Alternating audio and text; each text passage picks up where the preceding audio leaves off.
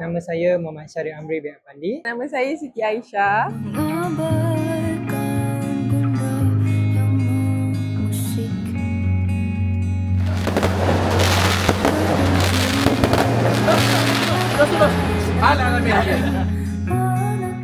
Memang bad. Dia punya vibe memang masuk. Daripada tour sampai ke Pelamin, korang rasa macam smooth je. Alhamdulillah, terima kasih sebab banyak tolong pemudahkan urusan kita orang. Ada benda yang unexpected tapi dipermudahkan. Terima kasih sangat-sangat. Rasa macam bila daripada luar tu kan, tak nampak lah vibe dia. Kita orang macam, macam best je vibe dia. Macam kita orang pula tak nak kahwin, kita orang nak datang. Kita nak datang makan. Decoration dia cantik sesuai dengan rumah ni lah. Korang tema macam klasik kan, memang masuk gila. Korang tak payah risau lah. Daripada luar rumah, sampai dalam rumah, sampai ke atas, sampai syuting dia cantik gila.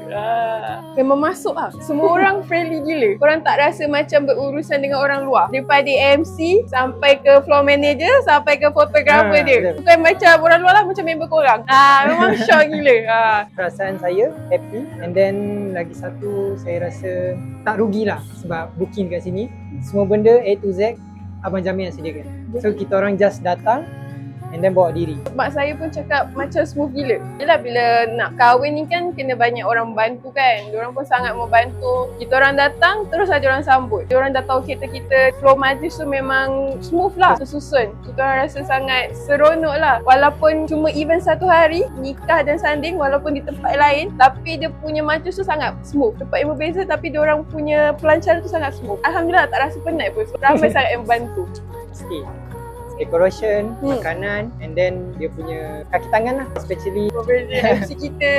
Daripada kru-kru kat luar pun senang je. Setakat ni macam tak ada lagi lah macam family member cari kita orang kan. So yelah, hari kita orang, tapi macam tak ada orang mengganggu sangat. So rasa best gila. Macam dunia ni kita orang punya kejap. Lola. Macam. Ingat kenduri, ingat rumah Abang Jamil.